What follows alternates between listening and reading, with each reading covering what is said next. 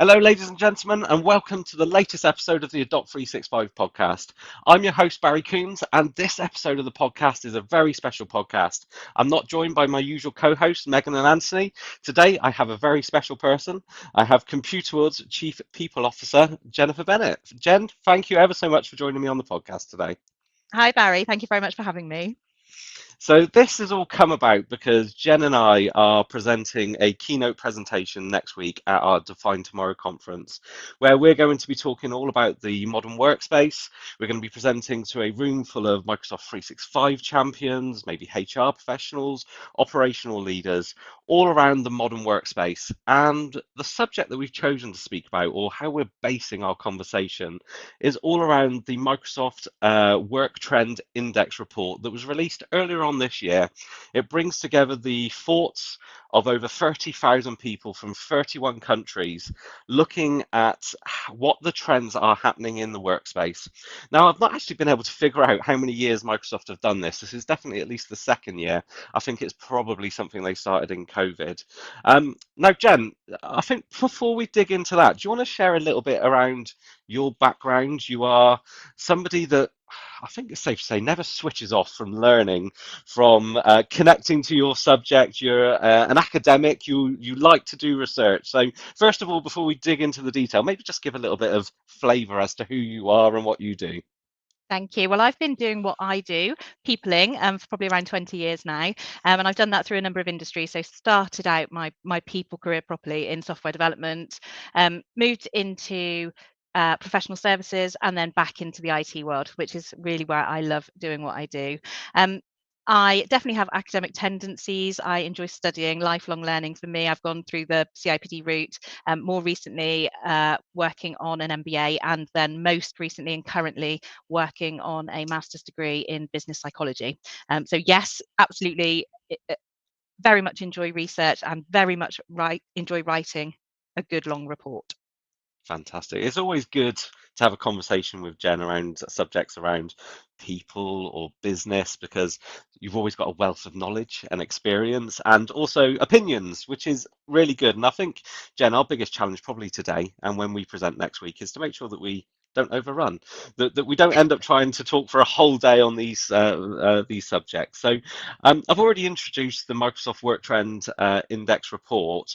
What were your thoughts on it when you initially read it and have been digging it into a little bit more? So give us the 50,000 foot. What's the flavors of it before we kind of dig into the detail?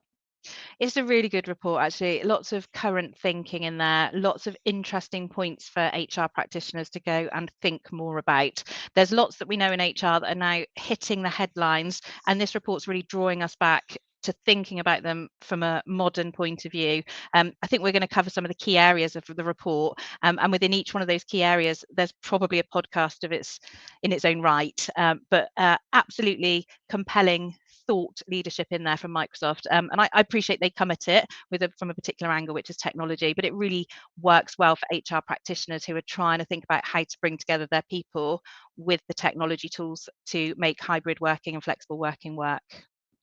Definitely. I think one of the things, and it's actually one of the focuses of our conference next week, is the face of technology has changed forevermore, and probably the face of peopling has changed forevermore. I love that subject, so I think we should adopt that.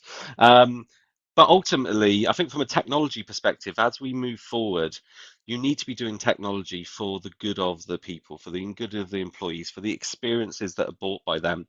And probably one of the challenges with peopling in this hybrid world is that you have to rely on technology somewhat in many situations today because people aren't always together. We can't just have that kind of non-technology centric conversation day in day out.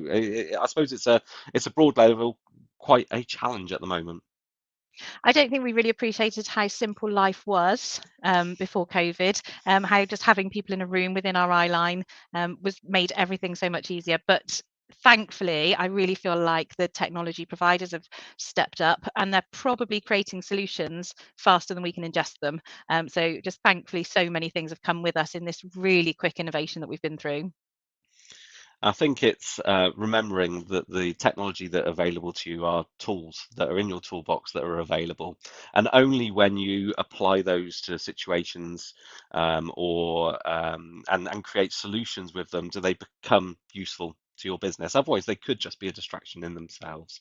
So, anybody that is listening to this podcast, watching this podcast, or indeed maybe you joined us at the conference next week, because this podcast will go out after we've presented next week. So, thumbs up, Jen. I'm sure we did a fantastic job. Hopefully, we're enjoying a beer now whilst this is going out to the listeners. Let's dig into some of that detail, but you can download the report. I'm in the description for this podcast, whether you're finding it on YouTube or your podcast app, you'll find a link to the Microsoft Work Trend Index report, or reach out to myself or Jen on LinkedIn. We'd be more than happy to share it with you. And I'll equally extend the conversation to you. If you want to have a chat with us about it, then we're more than happy to. So there, within the Work Trend Index, there are 5 conclusions. So if I go through those quickly, we'll then dig into those a little bit deeper.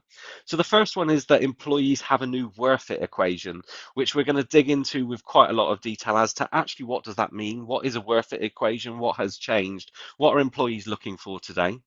We've then got that managers feel wedged between the leadership or the business and employees' expectations, that the office needs to be worth the commute. No longer will people just naturally come into a dull, boring office that doesn't offer them much. It's got to be worth their commute to come in. What is the reason that they're looking to come into the office? The fourth one that is close to my heart as a mental health first aider, is flexible work doesn't have to mean always on. And certainly for myself, I know that's something that I struggle with. That switching off the boundaries between work and personal life doesn't help that my hobby is also technology. So being a chief technology officer, actually, where do I start enjoying my evenings and weekends with technology and doing the day job?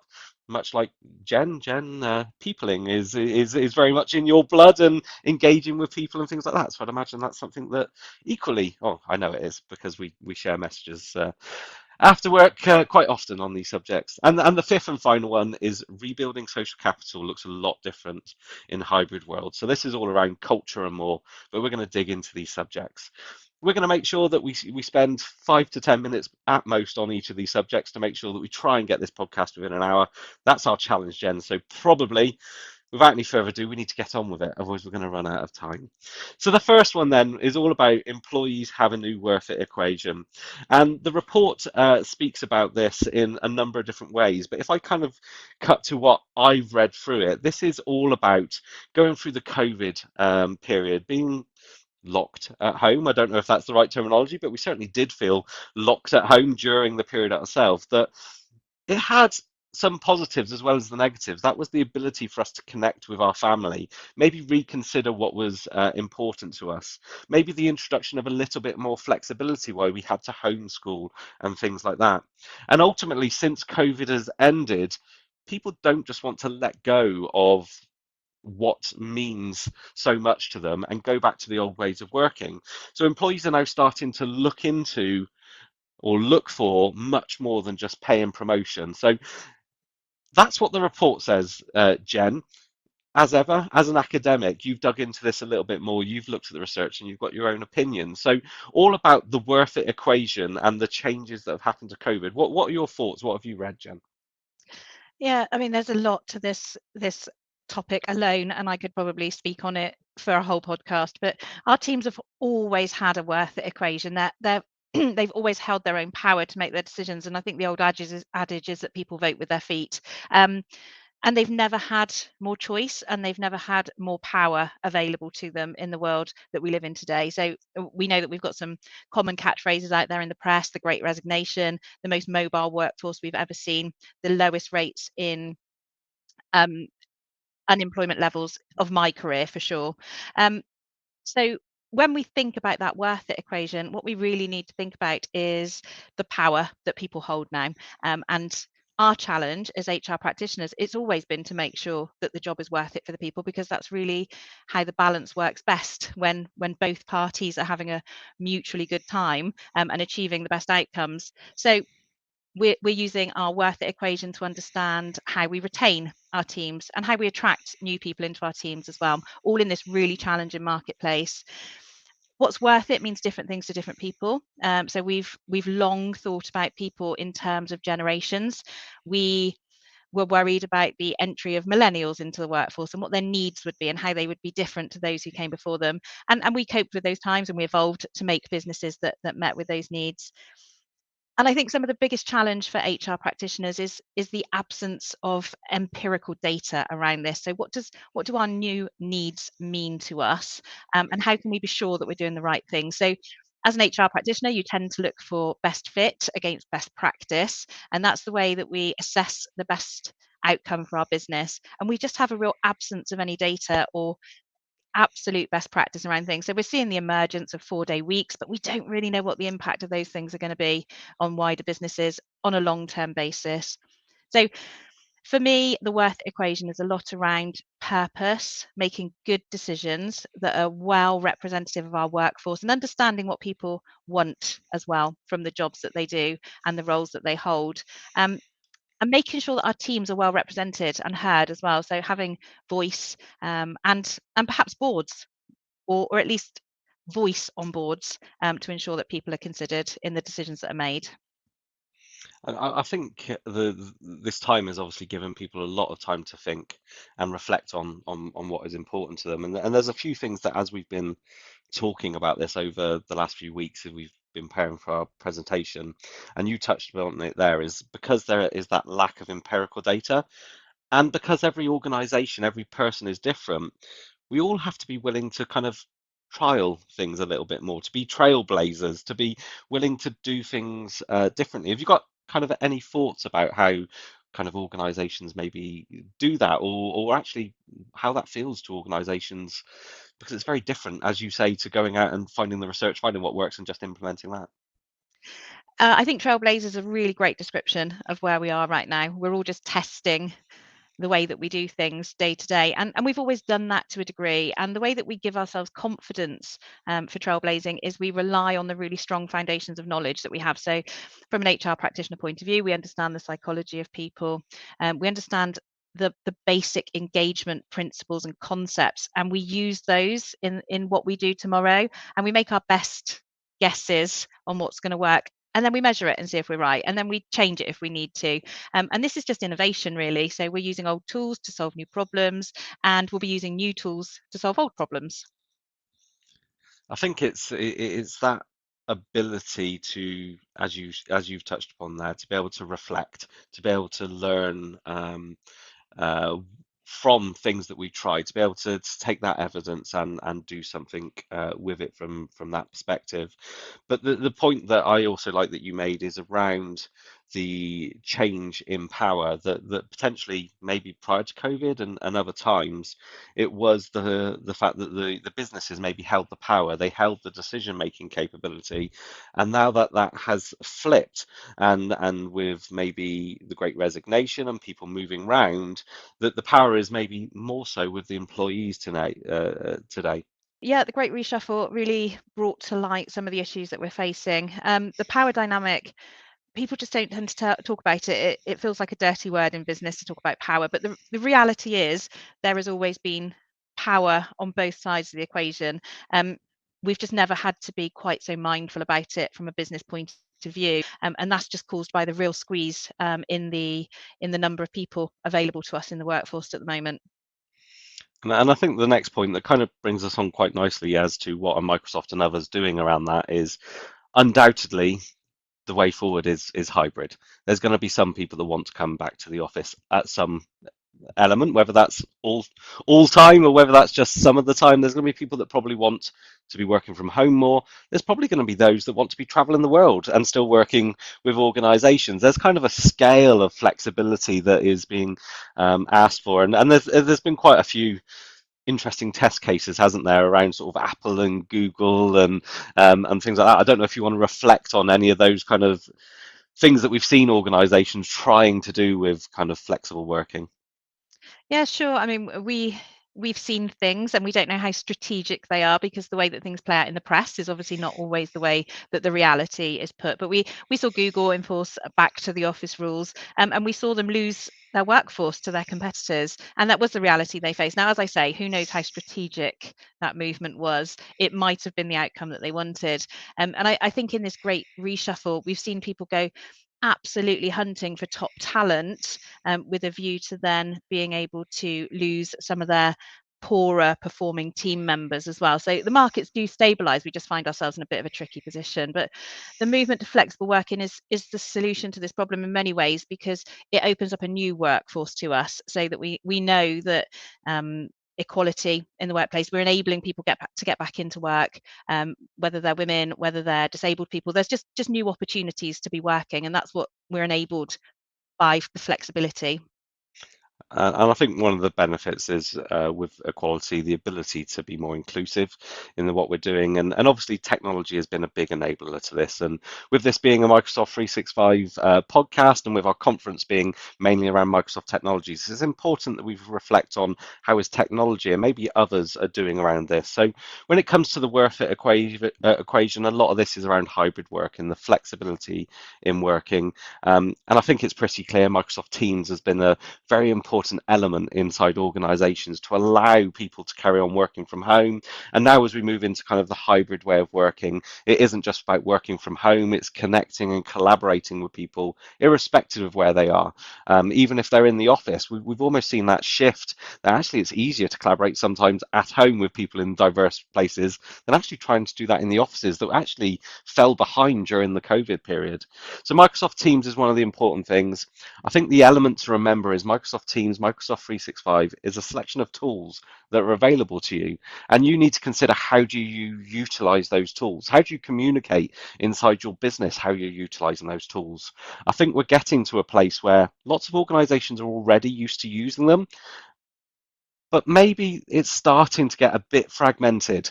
Documents are starting to appear in multiple different places. People are struggling to understand, where should I be communicating this thing? We might have Teams chat, we might have Teams channels, we might have Yammer. Hold on a minute, it's now called Viva Engage. We've got email that's available to us. We've still got the notice board up in the office kind of thing. And I think we need to be intentional. And I think this is a subject around our conference and this podcast is, we have to be intentional in our actions with what we're doing, and that includes the utilization of the tools that we've got. I don't know if you've got any thoughts around those tools before I then come on to the next set of tools that Microsoft have brought to market to help with this. Yeah, definitely. I mean, I think people have different learning styles. We know this. Some people will prefer to read something. Some people would prefer to watch a video. That's how we get our comms across. We make sure we appeal to people, whatever their preferences are. I think I've always had a mantra that if you want people to hear something, say it 10 times. So use every media platform available to you with a consistent message. So you're not changing your messaging, just to be sure. I think there's an actual number of 7 touches or something, but for me, it's tell people something 10 times and you can probably feel fairly well assured that everybody's heard it. I think outside of Microsoft 365 and those core productivity, communication, and collaboration tools, the next challenge that we've got is with a diverse workforce in terms of how they're working, where they're working, how they're communicating. We need to have the right tools available that help us communicate goals, that help us nurture a culture, and I think we're going to come to that a little bit later around how to do that in a business. But we've seen Microsoft bring to market Microsoft Viva. They call it an employee experience platform. The need for this is because the office can't be the place to nurture the culture, to be able to share that communication anymore, and it's made up of a multitude of tools, but underneath it all, it's about insights and well-being, learning and development, purpose and alignment to the goal, culture and communication, and then knowledge and expertise. And there's a number of tools available in that, from Viva Engage, which obviously has things like Yammer and SharePoint, Viva Amplify, which is a new tool coming out next year around strategic communication to a business, Viva Insights about well-being, Viva Pulse, which I think is due to come out early next year as well, about kind of setting micro polls out to the company to try and understand how people are feeling and what they're doing. Viva Goals, which we'll come to later, all about OKRs and setting organizational objectives. Viva Topics about knowledge. And Viva Learning kind of does what it says on the tin. It's about that learning and enablement. And we're starting to see some of those things be utilized, but I think this is going to be a maturing market segment. I think Microsoft have almost tried to be the trailblazer to set these things out there, but I think we're also going to see a whole market appear around helping people connect, communicate, create a culture in the digital world. Yeah, and I think it's so important because this has enabled SME businesses to really catch up with where the enterprise businesses have been for a while. So enterprise create their own bespoke solutions for this kind of thing, and SMEs have always suffered with not really having one platform that did everything for them. And the flip to COVID and the challenges that are now headline news and are really being embraced by the big tech players, they are now all coming into one place, which is the dream for the HR practitioner, having everything you need in one place with one login. It's the dream for us. So as we conclude this first point, and this first point always takes longer than any other point because I think it helps us set the scene for what we're wanting to do. Jen and I have kind of put a few recommended actions that people can go and do. The first is create personas. Do you want to lead with that one, Jen? Because that was one of the ones that you were keen to make sure we were recommending. Yeah, I think this idea is about it's really hard to get it right for all of your people. And it's really hard to understand who needs what. So when you start to think about the kind of person who does the role and create them a persona. So if you have a group of lawyers who work for your organization, I think about the persona of Jane is a partner in a law firm, and Jane has been practicing for 35 years. Jane has been used to a secretary, but in the recent days has needed to be self-sufficient due to the COVID pullbacks. What does Jane really need? Does she need access to training?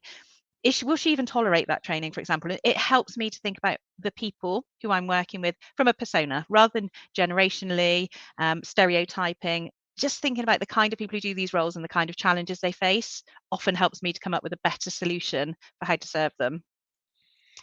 I completely agree. Our next point was about engaging with colleagues, and I think irrespective of your role, but I think significantly if you're people leaders or managers, the worth it equation and understanding what individuals worth it equation isn't programmatic, isn't something you can go to a book and look it up for. It isn't even something you can go to the persona and generalize across groups of similar people. It involves engaging with people, understanding what that really looks like for them.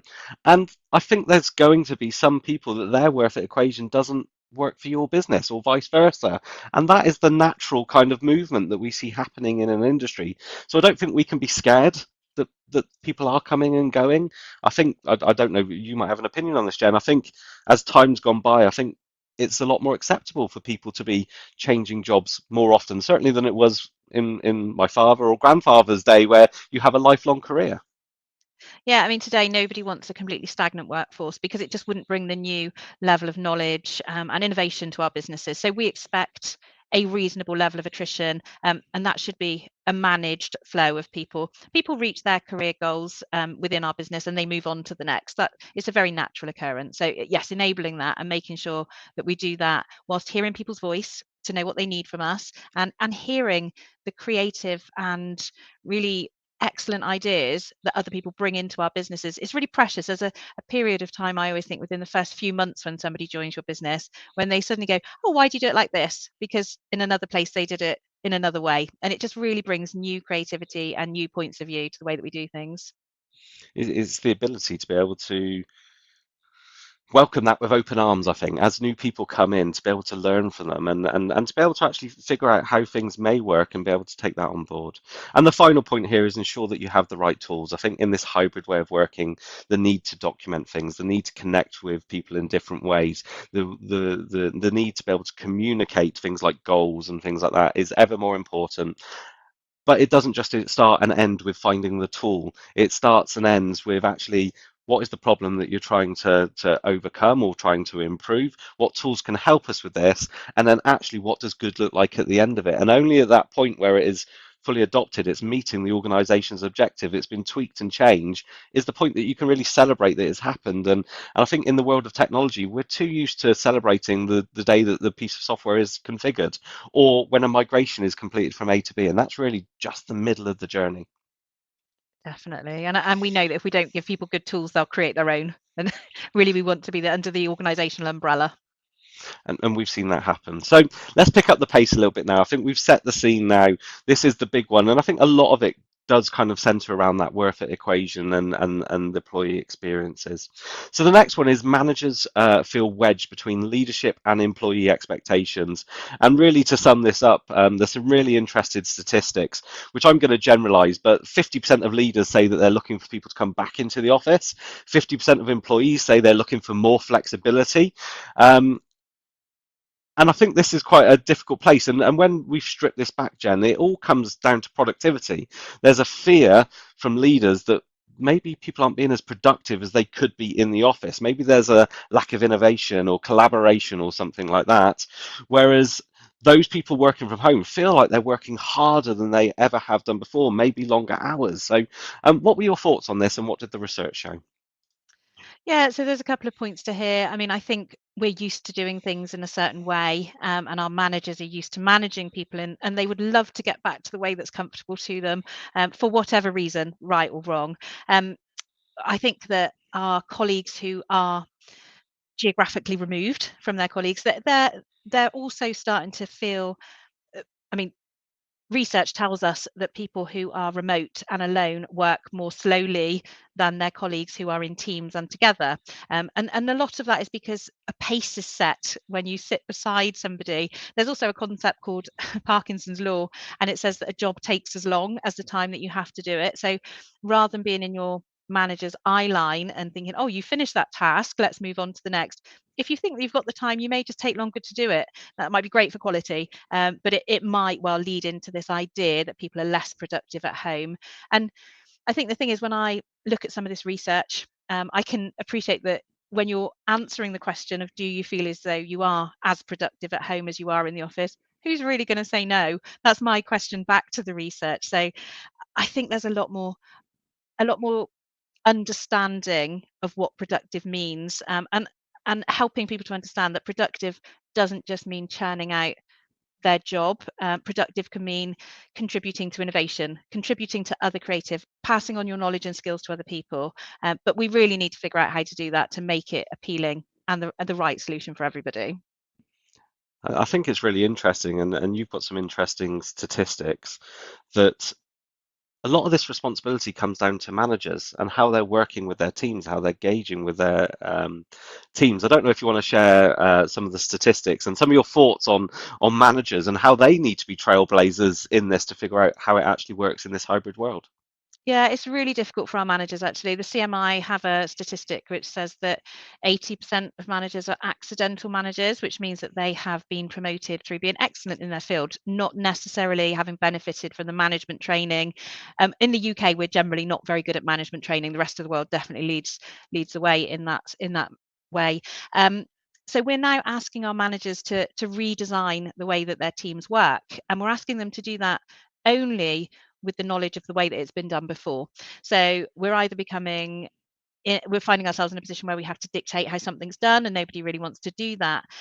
And we see our managers in a position of some fear, actually, because they're worried about losing their workforces. They're worried about how they're going to deliver the services that they delivered yesterday, tomorrow, if they can't retain their teams. And they genuinely do not know how to manage the situation. So they're absolutely squeezed between bringing the people back and trying to retain the people, really without the platform of knowledge that they need to be able to enable them to do that.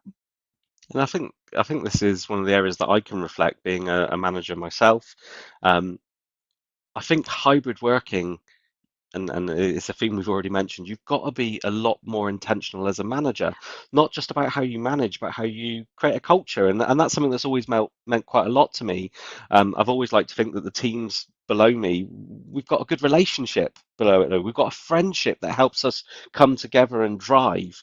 And when my teams were in the office, they were all sat around me, we could kind of copy behaviors. We could go, look, should we just pop to lunch and have some lunch together? These things happened quite naturally. And I've got to say, in this hybrid world, as a manager, you've got to be a lot more intentional about creating a culture, bringing people together, coaching and mentoring people. Absolutely, and this is where all of these these strings of information come together. So as our workforce is more mobile than they've ever been, we've lost people, we've needed to onboard people. Those relationships take longer to build when you're in a remote world. We're used to having people copy the behaviors and actions of the people they see around the office. This is what tells people this is the way it's done around here. And that's new, it's different. So bringing those teams together takes longer. We know that we go through some stages of team formations, forming, storming, norming, performing, and it just takes much longer to get there, to bring those teams together, to develop that joined up, high performing, self-managed team. And all of this takes the managers time, and they were busy before and they haven't found new time, so it's much more intentional, much more thinking about what they need to do to bring those people together, understanding the skills, capabilities, and they've lost skills and capabilities along the way, and they're trying to bridge those gaps, upskill and help people to feel as though they belong to the team. And because it's only when people really feel like they belong to the team that they're going to start to thrive, and that's really what the manager needs. So one of the things that we mentioned it before, is that sense of purpose, everybody knowing what they're trying to achieve. I think this goes for productivity as well. It's not a set of tasks, it's actually the company is coming together against a set of goals, common goals, being united for something helps bring people together. And this is where techniques like OKRs, I don't know if technique's the right terminology, but strategies like using OKRs come in. Do you want to explain a little bit around what OKRs are, and what are the benefits to both the organisation, but also the members of the team? Yeah, sure. I mean, teams generally have a shared goal. That's what they're working towards together, whether it be a football team, whether it be a team in a business. Having that shared outcome, working towards the same thing is really important. So the OKR, the organizational key results, is setting at a very high level. This is the thing that we want to achieve. This is the goal that we have. And this is the measure that tells us when we've been successful.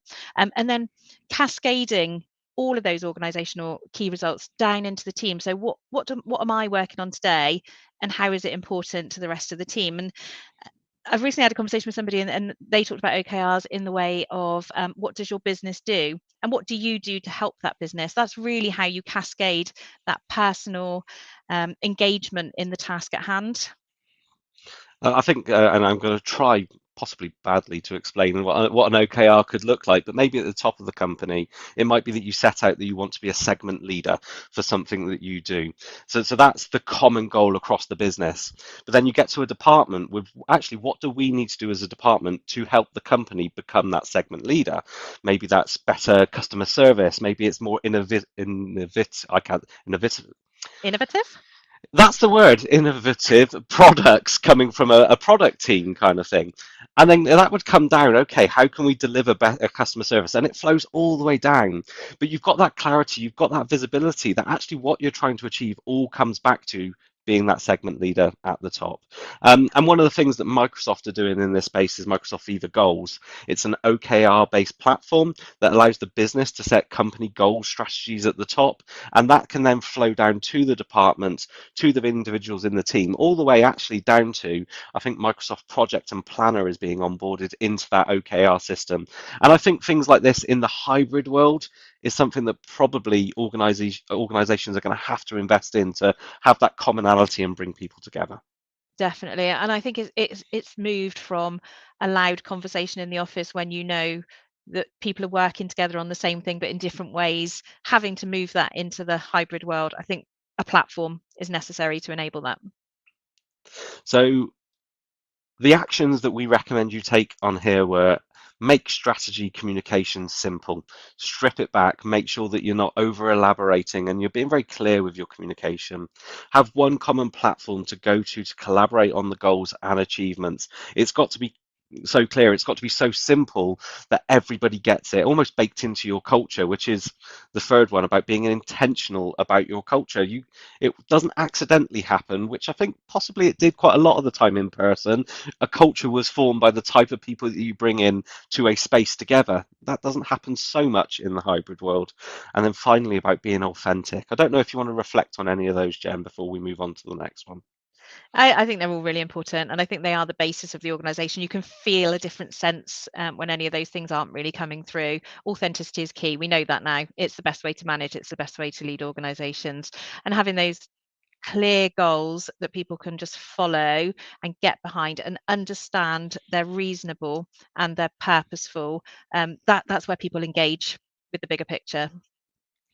I think we're getting up to speed now. We're on number is it 3 or 4? I don't know if my bullet points are actually right in this presentation. But the next one is about leaders need to make the office worth the commute, and this is something that we've been seeing a lot of customers doing. That Jen, you've been leading for us at ComputerWorld as well. And some of the things are that the office needs to work for all employees. People will want to come into the office for many different reasons. Equally, some people don't want to come into the office, so we've got to encourage them. We've got to give them a reason to come in. Um, and it's also beyond the office. The workplace is no longer just the office. We come together in different places. So things like virtual meetings need to be maybe reconsidered. They've helped us quite a lot during the COVID period, but I think there's a lot of bad practice in virtual meetings that we've seen as well. So, what are your thoughts, and what does the research show all around this kind of office, this way of working, and how we bring people together? Yeah, I think we had to flip overnight, didn't we? So it's not surprising that some bad practices have come about. We haven't really given the level of thought to flipping to a remote working strategy that we might have done through a careful project change managed plan, if you like. So I think of the office as our church. In a non-religious kind of way, but using some of the same ideas about methodology. So your office that is a church is a place where you go to be around like-minded people. It's a place where you go to feel close to the action. It's a place where you go where you have the best tools to do the job. And for me, that's what encourages you back into the office space. Now, the flip of that is the office has been great for being around people, being around the people that you don't generally get to work with. So perhaps you sit next to a different department and you're connecting with people that you never normally would. Now, there is absolutely no purpose to go back to an office that is empty. That's not going to give us the things that we needed, and nor is it a pleasant experience for the people involved. You might as well sit at home in your study or at your kitchen table and Zoom call people or Teams call people or however you want to contact with them. And I think we have to be really mindful of that. So bringing people back to the office for the wrong reasons, just for the sake of getting them there, it's not surprising that they're going to feel like we just want to watch them, and that's absolutely not what we want to do. I think many organisations, and ComputerWorld included, are looking at the physical design and layout and the features of their office during this time. And if you attend to Define Tomorrow and see our presentation, we've got some fantastic examples of our customers that have really redesigned their workplaces around these different experiences that people may want to have. So maybe you want to come into the office because you want some peace and quiet from what's going on at home. Exactly. Maybe you want the hustle and bustle of being around people. Maybe you want to have a really collaborative space. And we've got some wonderful examples. Unfortunately, for a podcast, showing a picture wouldn't really help. But I suppose the way that I describe it is they feel more like a home away from home. And some of the customers that we're featuring, so we've got the Institute of Physics Publishing, we've got Milstead Langdon Accountants, we've got Newydd Housing Association over in Wales. They've got a variety of different environments. And I recently went to the launch of the offices for the Institute of Physics Publishing, and you actually walk in through the front door into the kitchen, into the heart of the home, as it would be, not into a corporate reception area. You can grab a drink. I think they've even got beer on tap at the right time. I'm not sure. Don't quote me on that. Speak to them if that's clearly something that appeals to you before going and joining them. But it is certainly that into the heart of the home, into the kitchen. There's then quite a big lounge area, and straight away they said to me, if you want to come into the office, grab your laptop, go and sit on a really comfortable sofa, put your headphones on and not talk to someone all day, then please come in and do that. If we can provide you with that, then that is a good use of it. But all of these customers have a variety of different use cases with a very relaxed feel, a very kind of engaging feel that kind of give people that reason to come into the office. Yeah, definitely. I think people are inclined to find the right space to do what they need to do. So if some people for their focus time, they need to leave the house because they share it with housemates or there are young children in the house, and therefore going somewhere else where there's a quiet space is exactly what they need. And for other people, their quiet space is their home. So I think we need to give people the empowerment to be in the right place to do the work that they need to do. Very intentional. And one of the features that we're seeing inside most offices is the ability to have effective hybrid meetings. So the Microsoft Teams room is commonplace in lots of our customers' environments. What this is about is equality. Irrespective of whether you're at home or in the office, you should be able to feel like you're included in the meeting.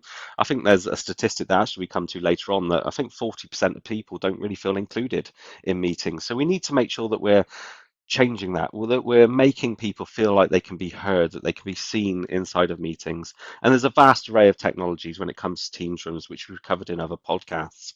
But some of our customers, and I want to talk specifically about the Institute of Physics Publishing, have worked with their employees in their teams to actually publish the way they work. This is commonly spoken about. There's a dedicated microsite about it. And these are kind of not just etiquette, but it's about the feelings. It's about what does the organization look like. As a team, you come to agreements and go, look, if we do collaboration, we actually really like to come into the office to do that because of X, Y, and Z. That if you're in a virtual meeting, this is the way we like to handle virtual meetings. And it's about being intentional with that communication. And Microsoft, actually, in the report, I was really pleased to see, I've got an example of what a team agreement looks like. And again, we'll make sure that this is down in the notes for this podcast. Jen, what are your thoughts around these kind of team agreements and coming together for common ways of working? Yeah, I think it's brilliant. I think when a team creates their own charter, when they make commitments to one another, aligned with the organizational key results, that's really where the magic happens. When people sign up to those, when they create their own rules, never is a rule better managed than when the people have created their own rules and they're self-managing them. Then you don't need for HR people to be the police. We've got self-managing teams, which leads itself nicely into high-performing teams. These are some of the things that go together. So I think it's absolutely the right way to do things. And then when we get to the actions, I mean, some of the things here that we're suggesting are quite big. And unless you are a leader in an organization and have the ability to spend a half a million or more on refurbishing your office, they might seem to be quite big challenges. But Jen, when we were talking about this earlier, you had some really quite achievable ways that organizations could do this. Yeah, I don't think it needs to be huge interior design projects, if I'm honest. I think if you give people a space and you give people a small budget and you give people the opportunity to go to IKEA and build the things that they need in the way that they want it, they'll make really good use of the space. People are hugely resourceful and very practical, and they create spaces that work for them. And I think it can also bring a bit of a team's character into an organization rather than us corporate whitewashing something. You really get a sense of the diversity of different teams and the ways that they want to work. And we can all learn from that as well. I'm sure it's great for innovation. So some of the actions that Jen and I have put together, we've recommended around this are understand how people use the office day, but also want to use it. What can you offer to them that would mean that they will come in? And I think we're far away from offering free muffins on a Thursday and a breakfast bar selection. It needs to be more than that. It needs to have meaning and purpose behind it. We need to ensure that the workspaces are fit for purpose, and as well as virtual meetings. What is the etiquette for virtual meetings? It's always the bit about ensuring that agenda is sent out in advance, that you know if you're an optional attendee, that actually let's turn our cameras on if we can and we do feel comfortable with that. Make sure that we're being inclusive, and we've got to be intentional about that inclusivity. And I think some of the things that Microsoft are doing is they're obviously including avatars in versions of Microsoft Teams coming up. Now, as we've spoken about on this podcast before, we don't quite know how to feel about that. I think on the face of it, ironically, that actually, if everybody started to turn into avatars than real people, that might feel a little bit strange, a little bit too much like we're in the metaverse already. And we'll come to that a little bit later. However, if it means that more of the people are represented in the meeting, we've got less no faces, less people that are only in the sidelines, I think it will naturally mean that we will ask those questions of people that previously didn't feel comfortable or weren't able to turn their cameras on. So we've got those standardized etiquette and expectations. We've got the team charters or agreements, and then reconsider your space on a reduced attendance basis. So actually, if you're not having everyone there, actually, what could you do with the office to have different experiences in the office? So any final thoughts there, Jen, before we move on to the next section? No, I think we've captured all of the key points there. I would just say perhaps be understanding of why people don't turn their cameras on. I find it much easier to talk to a face. Otherwise, I get quite distracted and forget that whilst people might be able to see me, I can't see them. But I hear all sorts of reasons why people don't turn their cameras on, and that can range anywhere from I don't have the room to open my laptop because I'm working off of a kitchen table, all the way through to I haven't done my hair today because I wasn't leaving the house. So lots of people have lots of different reasons as to why they're not turning their cameras on. Helping them to understand that there's a real benefit from seeing their face. To be able to interact with them, though, I think is the message. I think we've got to have that understanding. I think also sometimes it needs to be a reflection on the role and how you're looking to achieve your role. I have actually been on a couple of sales conversations recently where it was me as I was being pitched to by two people that had joined that wouldn't turn their camera on. And I wasn't able to build any personal bond with that person at all. They say people buy from people. I just had two talking black boxes talking at me. I couldn't read any emotion. I couldn't really connect into it. I think the new type of suited and booted, as we used to call it when I was a professional services consultant, is how do you represent yourself in a virtual meeting if that's the way that you are going to do your role? Absolutely. So that brings us to the next point, which is point number 4. Flexible work doesn't have to mean always on. I think I've already reflected at the beginning of this meeting that I think this is a challenge that lots of business leaders and others do suffer with. Actually, how do you disconnect? And certainly for me, whilst I never thought I would say it, I miss the commute. And that's not miss being stuck in traffic jams and getting road rage. It is the ability to kind of stop, reflect on the workday before I come in the door and end up having to be a dad and be a husband. It is something that allowed that to happen. I think Microsoft have got some good statistics around here around there's lots more meetings happening now. There's lots more shorter meetings happening now. Certainly I reflect on maybe having 5 or 6 meetings a week in my calendar prior to COVID. So I think it could get up to 30 or 40 a week now I'm working from home.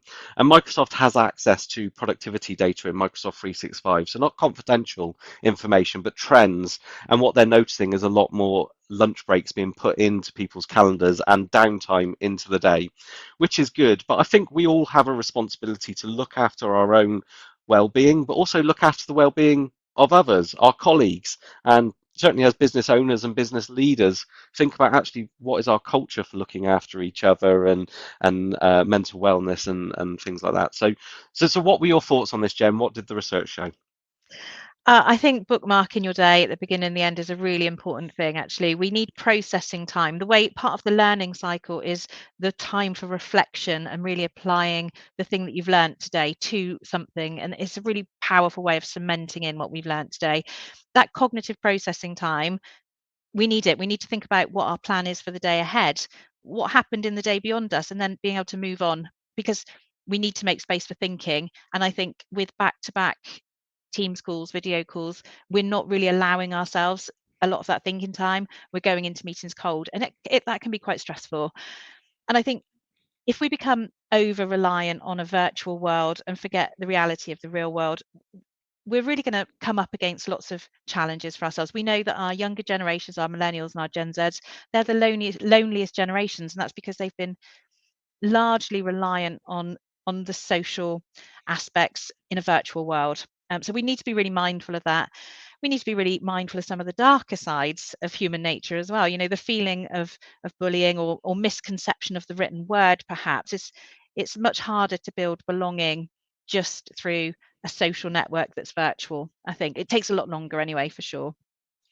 And I think there's lots of good ways that maybe technology can help with this as well as be the hindrance. But I think there's also a lot more human ways. And one of the elements that we've spoken about, Jen, is checking in with people, but actually really meaning it and making it part of, I don't want to say your culture, but what you do.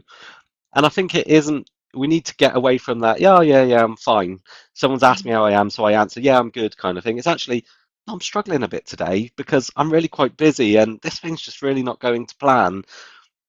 I think that really matters.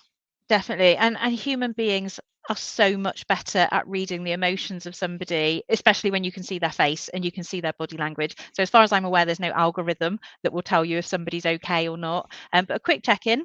Hi, how are you? I'm fine. Okay, no, but really, how are you? Brings out a very different response. So it's that deeper dive into understanding how somebody is. And I think this hybrid way of working can naturally create a lot of anxiety. What you say about body language there, something that may have come across okay in person to face when as written text, or maybe as a faceless video call, actually could come across very dry, or actually, oh gosh, have I upset that person, or actually, are they upset with me, kind of thing. And I think there's a terminology for it. It's when you see the dots appearing in the chat, and then they go away, and then they come back, and then they go away. You think, oh gosh, are they really struggling to say something to me? It creates quite a lot of anxiety. It does, and an awful lot of overthinking. So I said that thing. Is it okay the way I said it? Perhaps I should go back and delete it. And I think if that's one person's perspective, I'll go back and delete that message because I'm not sure if it was okay. There's another person on the other side of that who's going, what did they say and why did they delete it? And this is just something that doesn't happen in person. We don't communicate that way. So I think it's a fine line between being over reliant on our technology. And you and I have talked before about how I have a personal perspective about technology should be our slave and not our master. So thinking about the physiological things that happen to you when you respond to your technology. How many times do you open the screen on your phone or on your iPad a day? What are you looking for when you open it? And perhaps your heart rate rises, perhaps your breathing is shallower, perhaps you hold your breath. These are all very real things that we relate to the physiological impact of technology on human nature. So I think it's being much more mindful. Perhaps we turn off our pings. We've got technology on our wrist and on our phone and in our handbag and on our desk, and just thinking about where we use it and how we use it, making sure that we're in charge of the technology. And this is something that we speak about before. So certainly Megan and I, both mental health first aiders, but also Microsoft 365 evangelists, will more than happily, if your company would like to learn a little bit more about the tools that are available to you to help disconnect, to help maybe connect at a different level, then please let us know. We'll happily do a 30-minute presentation to your team and talk about some of those tools.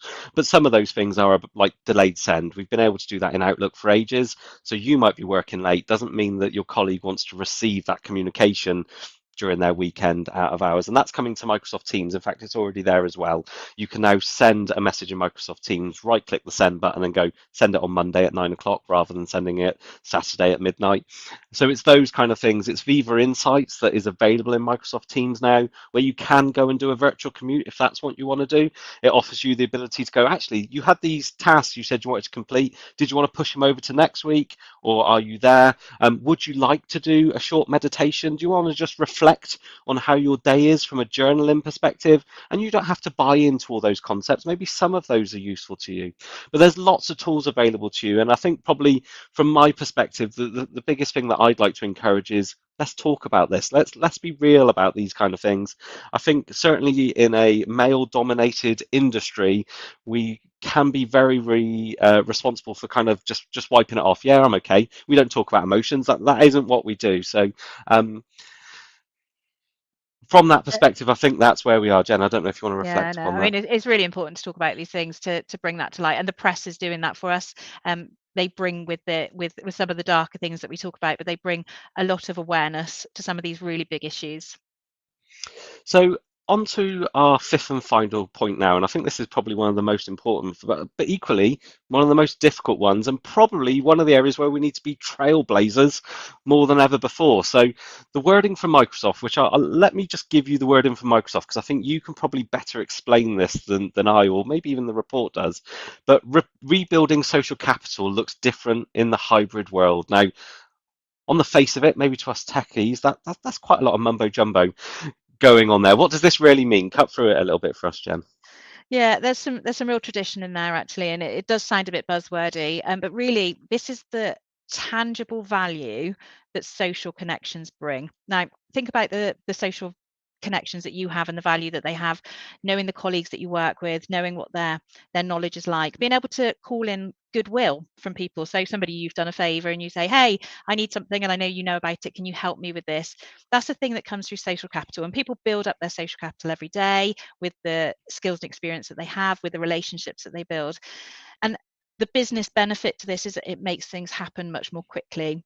And when we lose social capital, we don't know until it's gone, and it's very difficult to recruit that like for like. So we don't know really, because a lot of these things are quite tacit. They're things that can't be written down. We don't know what people have until they've gone. And there's a flip side to this. So my concern is that when people leave an organization, and they often do that for very good reasons, they don't know how valuable their own social capital was. So they might go somewhere and it might take them a really long time to onboard with a new business because they hadn't appreciated how valuable their previous social capital was, how much they relied on it, how much goodwill was in there for them. So that's the idea of social capital. And we don't like attributing financial values to people. People are not commodities, but there is a reality that this has a financial business benefit, that perhaps we haven't been talking about too much in the past. And I think this is really difficult. So when we're talking about personal connections, relationships, culture, it's a lot easier. I'm not saying it's easy to nurture those things, to encourage those things when you're bringing a group of people together, whether this is social outings outside of work, maybe it's just those lunch breaks where you pop out with people, maybe it's something that you do to the physical office space that encourages something. This is quite difficult to do in the hybrid world, isn't it? So what are the main things that you'd recommend people consider when having to make this shift? Yeah, I think it's about moving beyond the purposeful meeting. So when we create a Teams meeting, if you like, we pop in 40 minutes. We talk about the thing that we need to talk about, and it's very factual. And we perhaps don't take the time out to do the relational bit that we would have done. The water cooler chat, the getting to know what one's social interests are, the finding the common ground between colleagues. Now that's a thing that happens very naturally in um, in person. So when we have geographic proximity, we tend to go looking for people like us. It's the bias that we have. It's the way that we're built, and we find ways to connect with people. We find similar interests, similar things that we'd like to discuss. It's very powerful, and it's very difficult to recreate that scenario in a virtual world. So I think this is where we need to try, see what works for us. We need to look into it. Maybe use that office where we encourage people in to help charge that. I'm certainly hearing of office spaces, meeting spaces that have a lounge next to the meeting space. So it's not just about going in and doing the meeting, it's about the 5 and 10 minutes that you spend in the lounge before, just engaging with people to go and do that. But certainly in the virtual world, this won't just be about a pub quiz Wednesday. It'll be what works for your team. And we have a social meeting as a pre-sales team at ComputerWorld every Tuesday where we haven't banned work communication. It does come in a little bit every now and then, but actually the more important is what Lego has Ben built this weekend.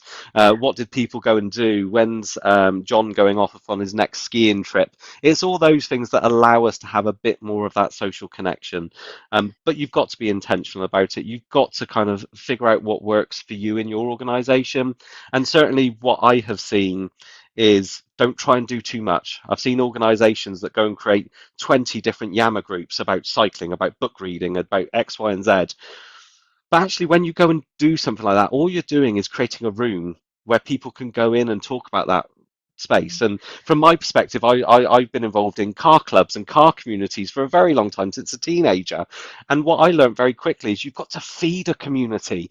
You've got to kind of give it a reason to exist. You've got to be able to, certainly I used to market, this is going to be the biggest ever meeting of people on this thing. People would just attend because I've said it's the biggest ever one, and that was the reason. Now, without those people actually attending, it wasn't going to be the biggest anything, but actually it was the feeling of inclusion that they wanted to be part of something. So Yeah. this is quite difficult, but equally quite exciting, I think. It is, and I think it is self-perpetuating in that way. And I think you have to create an energy and an enthusiasm for things. There's a concept called Dunbar's number, and it says that human beings can only really cope with 150 meaningful relationships at a time. And I can assure you, those 150 meaningful relationships are not in the workplace. So you have to be really careful and really deliberate about the workplace relationships that you create. Going broad brush, scattergun on this probably isn't going to serve anybody.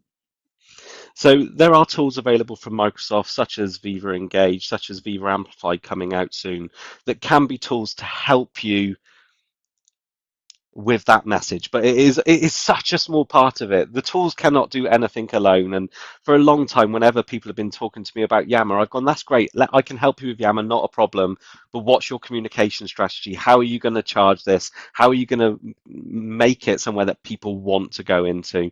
So I think it's really interesting as to how people can do that. So The actions that we've got from that perspective is look at the parts of the culture and consider the impact of hybrid working. How are you going to recreate those, or maybe not even recreate? What are you going to bring in that is new? Um, Reconsider or consider what is your social capital and how you retain it, especially with people leaving the organization and coming into the organization. I suppose one of the challenges is how do you make a remote worker that maybe isn't going to come into the office feel your culture and what you're about from that perspective. Um, and listen and trust people. Think about the virtual and the physical from that side. And one of the areas that I think, Jen, we've both spoken about before is around champions, having people across the business that can help bring that amplification and message back to where it is. Definitely. I mean, people since pre-COVID, they had strong bonds. That's been more, we've relied on those since, but as new people enter the equation, we have to look after them too. And then we have to nurture those strong bonds that we've always had as well.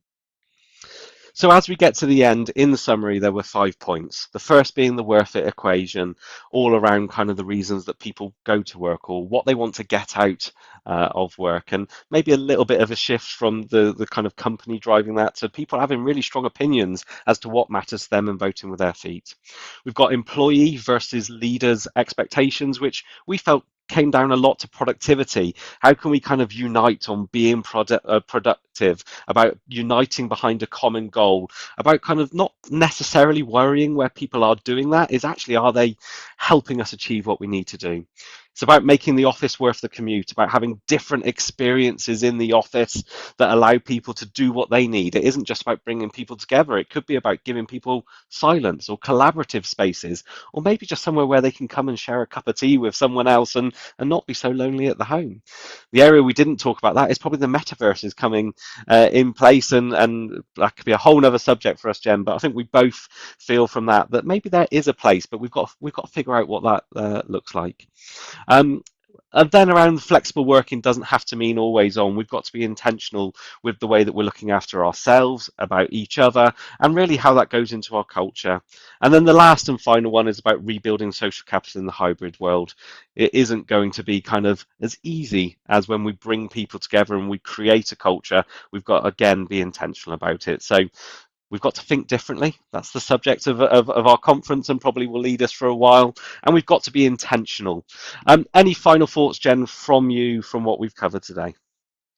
Yeah, I think that some of these key topics coming here, you could work a whole lifetime in HR and not have to cover half of them, but they're really important. And I think that they are going to be competitive differentiators in the future. I think these are going to be the things that set businesses apart.